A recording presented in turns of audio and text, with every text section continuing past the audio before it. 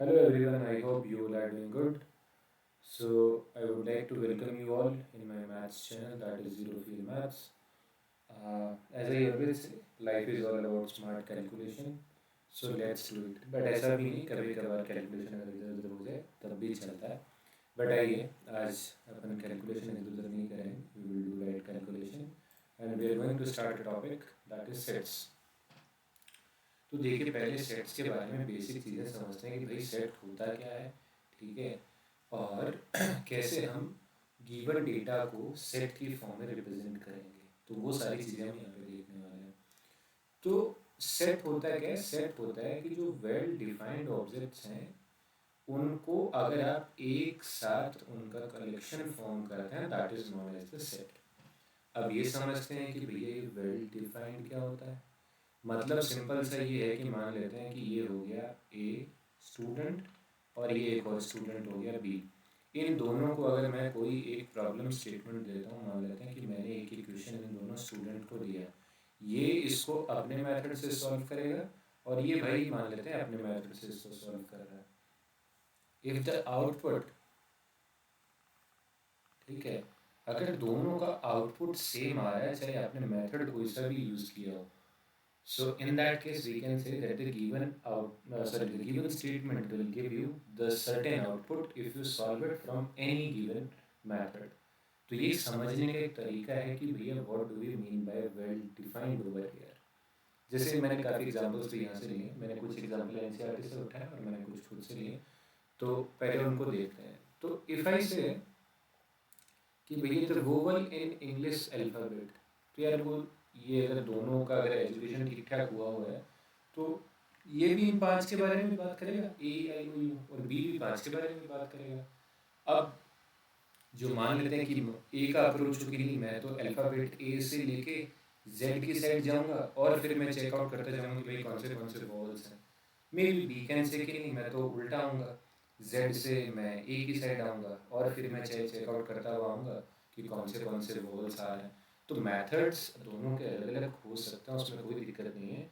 With the point is क्या output same आ रहा है कि नहीं आ रहा है, क्या उनका पर्सनल चॉइस या फिर जो उनका पर्सनल परसेप्शन है क्या उसके बेसिस पे आउटपुट तो नहीं चेंज हो रहा. अगर उनके पर्सनल चॉइस के बेसिस पे आउटपुट चेंज हो जा रहा है देन द सेंटेंस और जो भी आपको स्टेटमेंट दिया हुआ है उसका सेट आप फॉर्म नहीं कर पाएंगे. That is considered as not well defined over there. इसका भी एग्जांपल ले लेते हैं. मान लो मैंने कह दिया कि भाई इंडिया के सबसे अच्छे राइटर्स के नाम आपको मेंशन करना है. अब मान लेते हैं कि भाई ये जो ए वाला है इसका इंटरेस्ट मान लेते हैं आर्मी वगैरह, ये सारी जो नॉवेल्स होती हैं जो आर्म फोर्सेस पे बेस्ड होती हैं उनमें होगा. तो इसके जो इंटरेस्ट है उसके अकॉर्डिंग अलग अलग राइटर्स के नाम यहाँ पे दे देगा. मान लेते हैं बी थोड़ा सा क्या है कि भाई जेएनजी टाइप है, तो कह देते हैं भाई ये थोड़ा सा रोमांटिक है, ठीक है, थोड़ा सा ए आई एम एल में इसका ज़्यादा इंटरेस्ट है, तो ये उनके नाम हमको दे देगा. सो what I'm trying to explain over here, that is कि if the output is changing on the basis of your interest, on the basis of your perception, so in that case you cannot form a set from the given statement. तो वही है भैया, that is why we are saying that set it is कि well defined जो मेरे objects हैं उनको अगर मैं एक साथ लिख सकता हूँ that is known as the set. As simple as that. अब आगे आते हैं कि चलो समझ तो लिया कि सेट होता क्या है, how we are going to represent them. तो जो सेट का नाम होता है that is usually the capital letter. ठीक है, वो हम कैपिटल से रिप्रेजेंट करते हैं. एग्जांपल मैं ले लेता हूँ कि मान लो मैंने कह दिया कि एक सेट ए हो गया, तो उस सेट का नाम क्या हो गया, यहाँ पे ए हो गया. It can be B, it can be C, it is according to your choice. फिर जो सेट के अंदर मेरे एलिमेंट्स होते हैं वो क्या होते हैं, वो हमारे अगर मान लो कि ये इट कैन बी 1 2 3 4 5, ठीक है, इट कैन बी नंबर्स. अगर अल्फ़ाबेट हैं तो generally we try to write them in smaller case, ठीक है, लाइक ए बी सी, ठीक है. और it can be anything, number और अल्फ़ाबेट का कॉम्बिनेशन एक साथ हो जाएगा, उसमें बड़ी बात नहीं है. बट पॉइंट बस यहाँ पे मैं ये समझाना चाह रहा हूँ कि जो नाम होता है that is usually the capital letter और जो एलिमेंट्स होते हैं वो भैया आपके स्मॉल में होता है. ठीक है. अब बात करते हैं कि भैया जो इनका एलिमेंट्स का जो अंदर का ऑर्डर है सॉरी अगर वो ऑर्डर हम चेंज कर देंगे तो क्या वो दोनों अलग अलग हो जाएंगे सेट, क्या उनकी प्रॉपर्टीज अलग हो जाएंगी, कुछ चेंज आएगा? The answer is no. Order of element इतना रेलिवेंट यहाँ पे नहीं है। एग्जाम्पल के लिए मैं यहाँ पे बात करता हूँ, तो फॉर एग्जाम्पल इफ आई से आई एम हैविंग अ सेट ए, और उसके अंदर एलिमेंट्स मान लेते हैं कि मैं ये 3 एलिमेंट यहाँ पे ले लेता हूँ 1 2 3, और if I say that I am having another set that is B, and अगर मैं ऑर्डर ऑफ एलिमेंट यहाँ पे चेंज करता हूँ तो क्या मेरे यहाँ पे सेट का कोई प्रॉपर्टी चेंज हो गया? क्या कुछ दोनों ये सेट अलग अलग हो गए? हाँ, इनके नाम अलग अलग हैं, बट इफ वी से तो these are the equal sets. अभी जो मैंने एक वर्ड कहा इक्वल सेट, तो ये अपन we are going to study in the types of the sets. तो द कंक्लूजन इज कि ऑर्डर ऑफ एलिमेंट यहाँ पे मैटर नहीं करता। एक छोटी सी चीज़ जो होती है that is number of the element in the set, वो मैं यहाँ पे अलग से मेंशन कर देता हूँ, number of element in set. तो उसको हम कैसे रिप्रेजेंट करते हैं? तो उसके लिए बहुत सिंपल सा एक सिंटेक्स है, एन, और यहाँ पे सेट का नाम आ जाता है। तो फॉर एग्जांपल अगर मैं यहाँ पे कह रहा हूँ कि number of the element in set A, तो इसका आंसर कितना हो जाएगा? That would be 3। यहाँ पे भी क्या सेम ही होगा, number of element in set B that would be also 3। ठीक है, तो that is all about the number of elements in set. Okay, अभी रिप्रेजेंटेशन के अंदर ही होता है कि हम सेट को दो टाइप में रिप्रेजेंट कर सकते हैं। जो अभी तक मैं कर्ली ब्रैकेट्स में जो यहाँ पे ऐसे मेंशन कर रहा था, that is known as the roster form और द टैबुलर फॉर्म। ठीक है, तो ये तो बहुत सिंपल है। मान लो मैंने एक सेट ले लिया, ए सेट ऑफ वॉवल्स, तो ए ई आई ओ यू, ये मेरा एक सेट हो गया। ठीक है, तो ये हो गया आपका रोस्टर फॉर्म में। सेट बिल्डर फॉर्म के लिए मैं आपको पहले एक वर्ड के बारे में बताऊंगा। ठीक है, दैट इज, इस वर्ड को आपको हमेशा याद में रखना है, दैट इज कॉमन प्रॉपर्टी। ठीक है, why I am emphasising on this word, ये आपको भी थोड़े टाइम में समझ में आएगा। जब भी आप रोस्टर फॉर्म से सेट बिल्डर फॉर्म में लेके आते हैं, बिकॉज अभी आपके क्वेश्चंस भी आएंगे एनसीईआरटी के अंदर, एक्सरसाइज में क्वेश्चंस मेंशन है कि you have to convert the given set which is mention in the roster form, और आप उसको सेट बिल्डर फॉर्म में कन्वर्ट करना है। तो उसके लिए you have to find out the common property. Common property क्या? Common property of the elements. जैसे चलो ठीक है, ये तो अपना वोवल वाला हो गया। मैं एक सिंपल एक सेट यहाँ पे ले लेता हूँ एग्जाम्पल के लिए। मैंने एक सेट लिया, मान लेते हैं दैट इज 2, 4, 6, 8, 10 और 12। मान लो ये मैंने एक सेट ले लिया। So I will say that it is initially in the roster form. Now I have to convert the given set, जो मैंने यहाँ पे एक सेट दिया है, I have to convert it into the roster form। ठीक है, तो अब अगर मेरे sorry in the set builder form, तो अगर मेरे को इसको सेट बिल्डर फॉर्म में कन्वर्ट करना है, तो भैया मैंने यहाँ पे आपको एक ही चीज़ बोली, first of all you have to emphasise on the common property. तो if I try to find out कि यार ये जो मेरे, और अच्छा ये जो कॉमन प्रॉपर्टी है it is the common property of the elements. तो अगर आप यहाँ पे देखोगे तो एलिमेंट यहाँ पे क्या है, 2 है, 4 है, 6 है, 8 है, 10 है, फिर आपका 12 है। So these all are the elements. Now you have to find a common property which is present in every element over here। ठीक है, तो अब देखते हैं कि भैया यहाँ पे जो हमारी कॉमन प्रॉपर्टी जो हम बार बार कह रहे हैं वो यहाँ पे क्या एग्जिस्ट करती है। तो सबसे पहले तो हम ये कहेंगे कि these all are the even numbers. हाँ कि ना भाई, इवन है 2 4 6 8 10। तो अब ये जब मेरे यहाँ पे नंबर्स इवन है, अब इवन नंबर तो अब यार even number they can be from आपके माइनस इनफाइनाइट से लेकर प्लस इनफाइनाइट तक हो जाएंगे। बट आपने कॉमन प्रॉपर्टी किन की चेक करनी है? You have to check the common property of the elements which are present in the given set. Agree? So the first common property of the all elements is they all are even. Now the second property in which you would be able to find out those elements, तो ये even तो minus infinite से लेकर plus infinite तक आ रहा है, but ये जो मेरे एलिमेंट हैं ये सर कहाँ से कहाँ तक हैं? ये हैं आपके these elements they are 2 से लेके आपके 12 तक हैं। एग्री?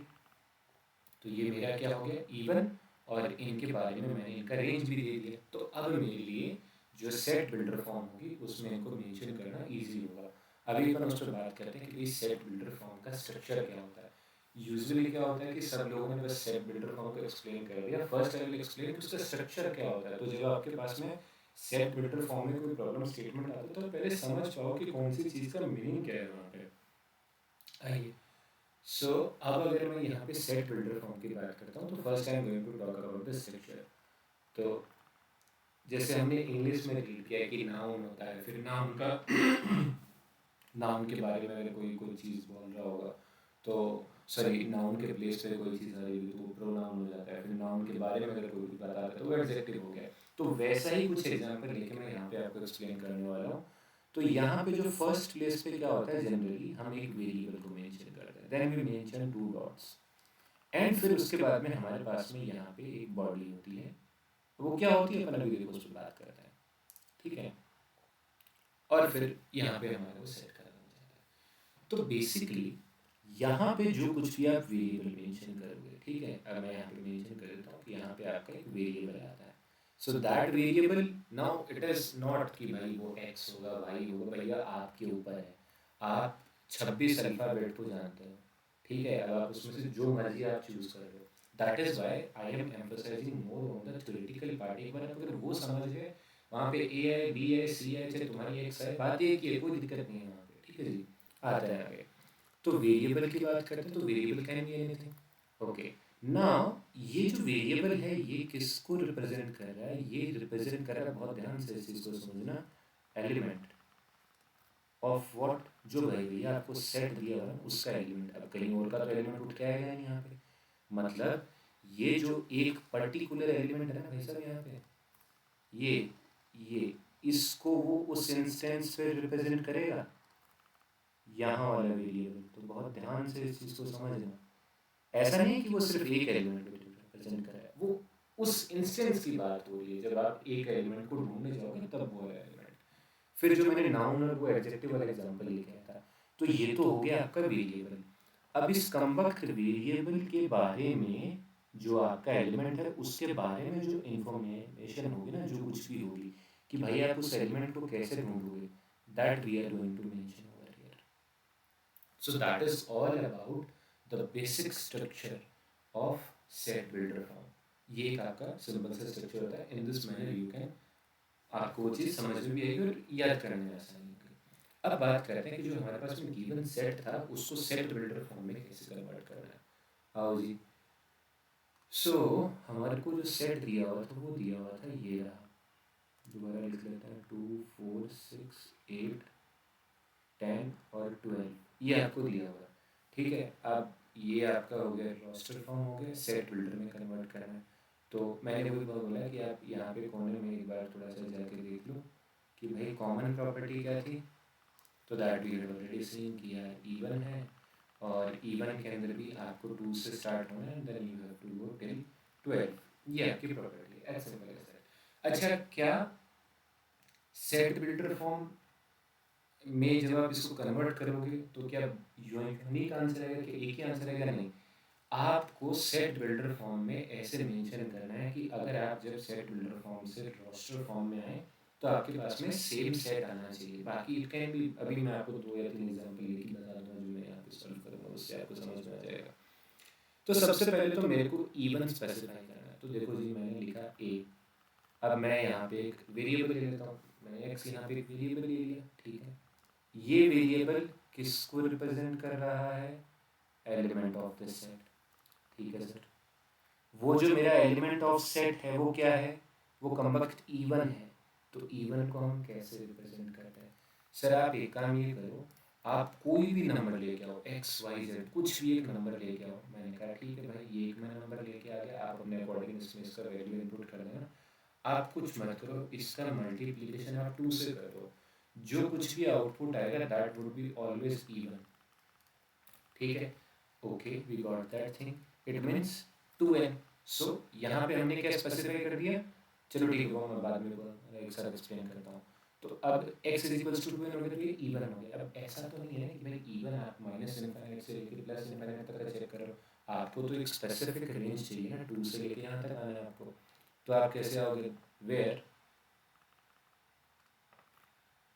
जो आपका n है उसका रेंज क्या हो जाएगा? n is smaller than equals to 6, भाई largest element that is equals to 12 and the smallest element in the what we can say set that is 2। तो ठीक है जी, ये लो, ये हो गया आपका सेट बिल्डर फॉर्म। बात करता हूँ। तो अब इसको समझते हैं कि अब ये जो हमने यहाँ पे फॉर्म किया इसमें क्या क्या है। तो देखो सर, ये क्या हो गया, ये तो हो गया जी आपका एलिमेंट, ठीक है, दैट इज योर एलिमेंट। ये आपने क्या बात कर ली, ये आपने बात कर ली वो जो कॉमन प्रॉपर्टी वाला, मैंने कहा था ना कि इस एलिमेंट के बारे में आप इस वाले स्ट्रक्चर में बात कर दो। तो that is all we are doing. यहाँ पे हमने कह दिया कि भैया इसका एलिमेंट इवन है, ये जो हम कॉमन प्रॉपर्टी वाली बात कर रहे थे वो इवन हो गए। उनकी रेंज क्या है, ये उनकी रेंज होगी। बात करते हैं। तो मेरा वही पॉइंट है कि सबसे पहले आप स्ट्रक्चर को समझ जाइए कि स्ट्रक्चर क्या कह रहा है। एक बार आपको स्ट्रक्चर आ गया समझ में, देन तो अब आपके पास जो भी प्रॉब्लम स्टेटमेंट आएगा आपको बस सबसे पहले कॉमन प्रॉपर्टी ढूंढनी है। स्ट्रक्चर आपको आता ही है, you will take the variable, और फिर उस वेरिएबल के बारे में आपको क्या बात करनी है, that we have to mention जो आपका राइट वाला पार्ट है, दो डॉट के राइट वाला पार्ट है उसके you have to mention that. हम इसके और एग्जांपल्स करेंगे आगे वाली जो वीडियोस आएंगी उनके अंदर मैं और भी चीज़ें इनके बारे में एक्सप्लेन कर रहा हूँ और अपन एग्जांपल लेंगे जो एनसीईआरटी के हैं। सो दैट ऑल अबाउट कि सेट बिल्डर फॉर्म, ठीक है। अब आज की जो क्लास का लास्ट टॉपिक है that is type of the set, और भी हैं आज अपन बस इन पे बात करते हैं। तो मैं आपको हमेशा वही कह रहा था कि यार आप बस टारगेट को देखो, चिड़िया की आंख को अगर आपने देख लिया बस बात खत्म। आपने अगर उसको समझ लिया तो फिर आपके सामने अब चाहे कोई सी भी टाइप की चिड़िया आ जाए आप उसको आइडेंटिफाई कर पाओगे। तो यहाँ पे टारगेट सिंबल का क्या है, यहाँ पे टारगेट है sir number of element in given set, ठीक है। सेट के अंदर कितने एलिमेंट दिए गए हैं उनके बेसिस पे type of element, sorry type of sets की हम यहाँ पे बात कर रहे हैं। एम्प्टी सेट वो सेट जिसके अंदर कोई एलिमेंट ही नहीं, that is known as the empty set. Finite set, तो the word finite itself explaining everything, कि वो सेट जहाँ पे सॉरी उसके अंदर फाइनाइट एलिमेंट हो that is known as the finite set. Infinite set वो सेट जहाँ पे जो नंबर ऑफ एलिमेंट हो वो हमारे इनफाइनाइट हो। भैया 1 से स्टार्ट हो जाएगी, 1 2 3 और आप कहाँ तक जाओगे, आप इनफाइनाइट तक जाओ, कौन आपको रोक। इक्वल सेट थोड़ा सा मतलब इम्पोर्टेंट नहीं बट समझने वाली चीज़ है। हमने ऑलरेडी इसका ऊपर एक एग्जांपल देखा बट यहाँ पे हम एक और एग्जांपल से इस चीज़ को समझते हैं। इक्वल सेट के लिए ना दो तीन चीज़ें काफ़ी इम्पोर्टेंट होती हैं, वो अगर आप देख लोगे तो बस फिर तो लाइफ आसानी है। ए सी बी और कुछ रह गया भाई, आई थिंक डी रह गया, डी भी आ गया। देखो sir, if we are saying that two sets are equal, so in that case we have to compare some things। सबसे पहले तो आपको कंपेयर करना है द नंबर ऑफ एलिमेंट्स। ये सिंबल मैं आपको ऑलरेडी एक्सप्लेन कर चुका हूँ। ये क्या स्पेसिफाई कर रहा है, the number of elements in that given set. तो the number of elements in the given set are 5 and the number of elements in the set B are also 5। Okay, so जो पहला criteria है number of the elements वाला वो भैया हमारा fulfil हो गया। बात करा अगला क्राइटेरिया क्या है, जो एलिमेंट सेट ए में है वही एलिमेंट सेट बी में होने चाहिए। क्या ऑर्डर का कुछ मैटर है, नहीं है कोई मैटर। जो एलिमेंट सेट ए में है वही सेम एलिमेंट सेट बी में होनी चाहिए। अगर ये दोनों कंडीशन मीट हो रही हैं then these two sets are equal. बात खत्म। चेक कर लेते हैं, ए में है, इसमें भी है, बी है इधर, इधर भी है, सी इधर है, डी इधर है, और भैया इधर भी है, इधर है, इधर है। सो ऑर्डर का मैटर नहीं करता, नंबर ऑफ एलिमेंट सेम होने चाहिए और जो एलिमेंट्स उनमें है वही सेम यहाँ पे होनी चाहिए। ठीक है sir. So that is all about, ये एक बेसिक सेट का इंट्रो आज मैंने दिया है। आगे आने वाली जो वीडियोस होंगी उनके अंदर मैं इसके जो क्वेश्चंस हैं उन पर भी अपन बात कर रहे होंगे।